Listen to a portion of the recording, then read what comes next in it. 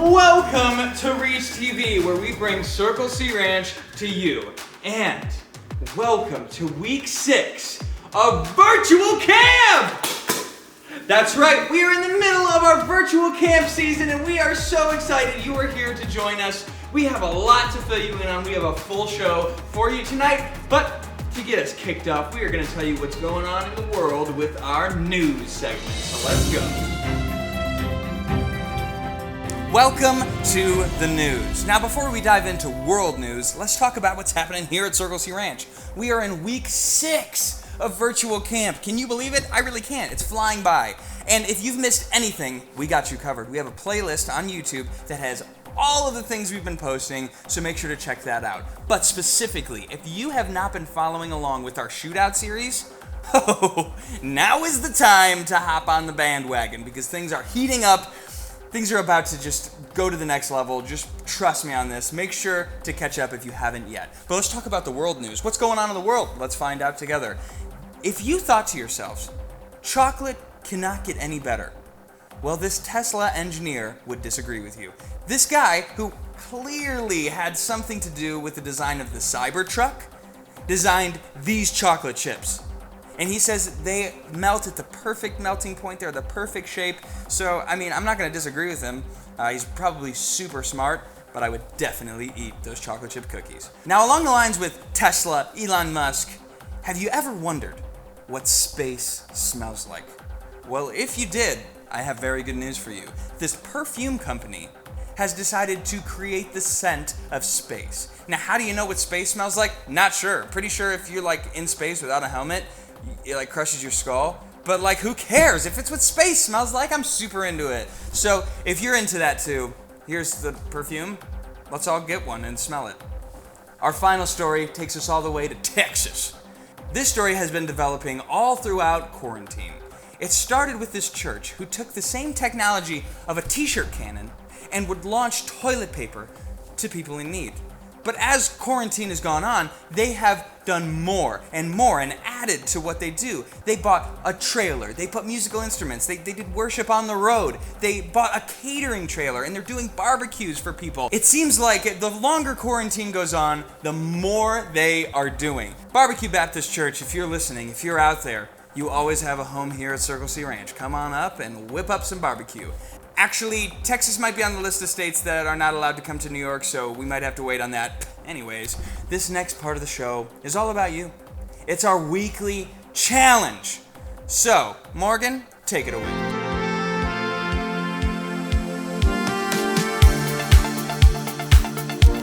Hey guys, welcome back. This week's challenge is gonna get a little crazy. All you have to do is make a s'more. Whichever team sends in the most pictures of their s'mores wins. But we can add in a few extra points for the craziest, most creative ingredients added to your s'mores. So get crazy with them, cook them up on the bonfire, do what you do, and we'll see who wins. Off to you, Chloe. It ain't over. Have you ever thought about being stuck in first grade forever? None of us would like that. Why? Because there's still so much more to experience, so much more to learn, and so much more growth to happen. And that's how our Christian faith can feel at times. Sometimes we can feel bored with our faith. And so when times like that come, we need to remind ourselves that God has so much more in store for us, so much more for us to learn, and so much more for us to experience. So if that's you, and you're getting bored in your faith, and you're just learning the same things over and over again, it's time to move out of first grade and learn what all of God has in store for you. We'll see you guys next week. Thanks, Chloe. That's my wife. We know that this summer is looking different for everyone, especially us. It looks like a ghost town here. I miss the heck out of all of you. And we know that we all shared memories here, playing fun games in the summer. So what we've been doing for the past few weeks is we've been showing highlights of our favorite games from when you were here. And so this week we have another game we want to reminisce with you.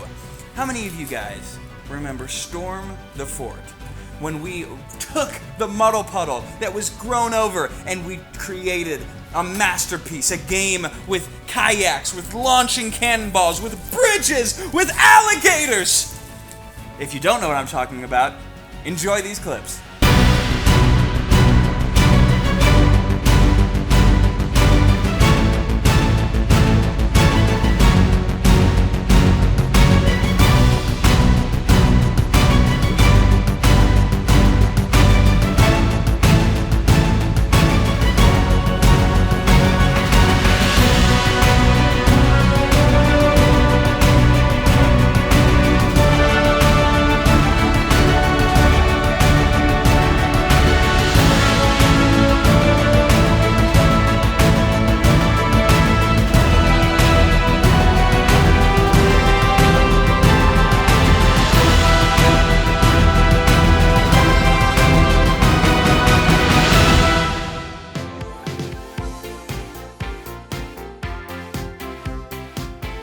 What's up, everybody? Welcome to another episode of Table Talk with Josh, and this week I'm here with a very special guest, my babysitter, Alicia. Say hello.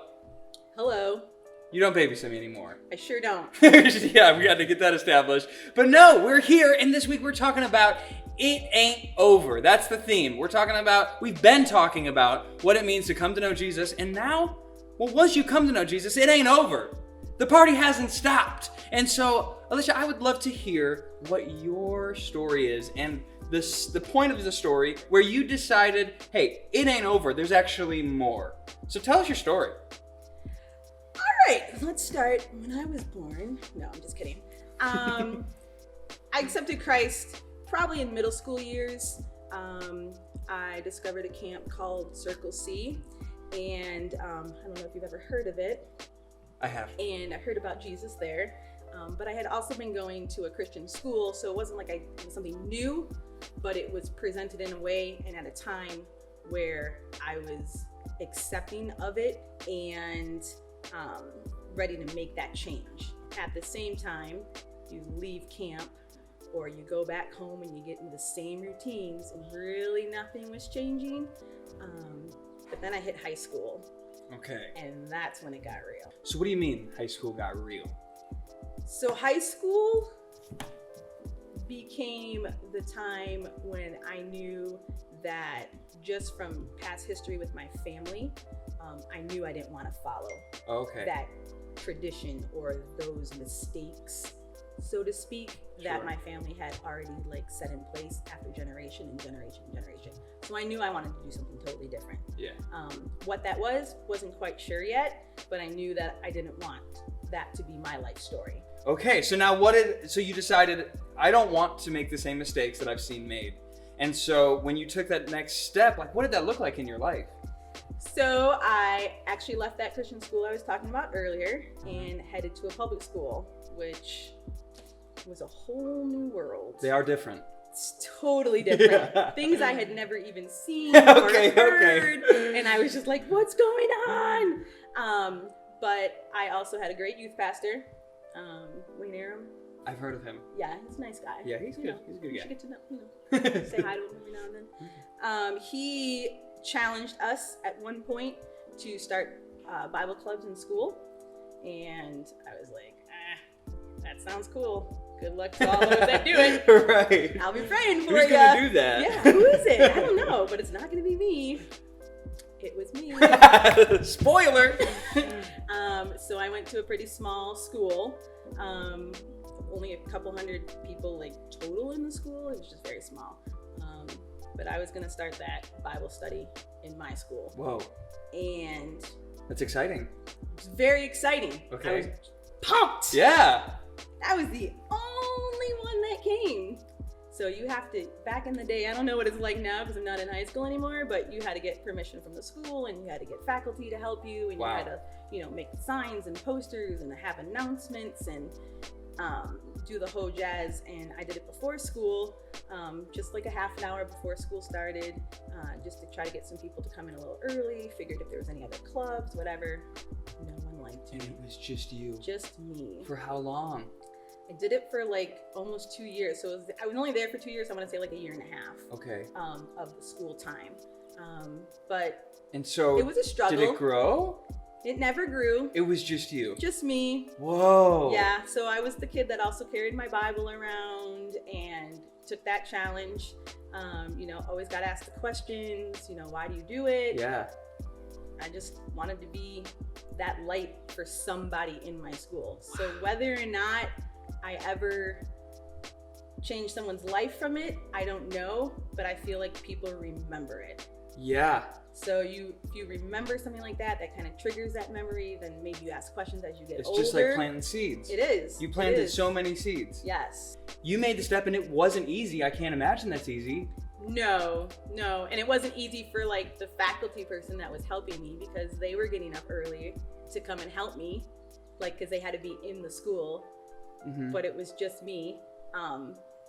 And sometimes they wouldn't even show up. So I was just sitting in the hallway, like, waiting, but I knew I was supposed to be there for a reason. Don't know what the reason ever was. Wow. But it doesn't matter, because I just followed what I felt was led to do. To go back to that whole family thing too, like, if I would have followed what my family was doing, I would have had, a couple of kids before I was married, even maybe before I was out of high school. Just follow that road that doesn't really help your situation. And I never wanted to have my story be something that I would regret. I wanted it to be something that would help those that maybe are struggling with something. To say, like, it's not easy. Like, granted, my life isn't the greatest, and it's not like super amazing, and I'm not some celebrity or anything like that. I'm just me. Yeah. I'm just living my life in Buffalo, doing my thing, but loving Jesus at the same time. So what I love so much about your story and everything you just said is that it's so real. And these aren't the kind of testimonies that are shared in front of the church. These aren't the ones that make it on TV. These aren't the ones that are in like viral Christian YouTube videos. Like this is a real story where you were faithful despite the outcome. God doesn't call us to make certain outcomes happen. He calls us to be obedient. And that's what you did. And I think that's what you who are watching need to understand, is that it ain't over. And you might not be called to go be the next evangelist that's going to win millions of people to Christ. You might be called to go sit in a hallway and wait for the faculty member to run a Bible club that you only go to. But that's what God's calling you to. You have to figure out what God's calling you to, because it ain't over. Thank you so much for being on the show. This was amazing. Thank you for asking me. And thank you for babysitting me when I was a child. Aw, you're welcome. I'm glad you turned out great, because I did? Aw! We're going to go to an outro. Could have gone a whole different way. There you go. Somebody said it did. It's that time. The time you've all been waiting for. The time where I tell you what team has jumped in the lead for this summer. You guys have been fighting, and all of you Camp in a Box campers have been going hard. And you need to, because this competition continues to get more and more and more intense. You guys want to know who's in the lead? I'll tell you who's in the lead right now. One team has 5,465,000 points. And another team has 7,275,000 points. A team is very much in the lead, but it's not over. I'm gonna say that right now. It's not over. We have 2 more weeks. We have the s'more challenge this week.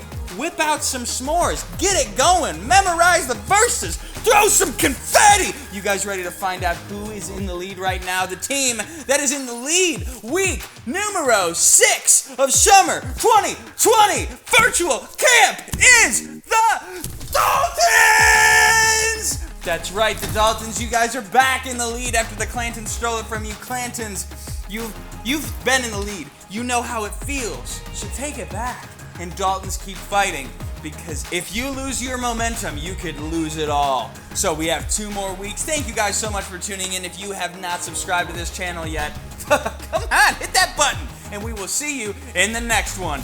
Bye!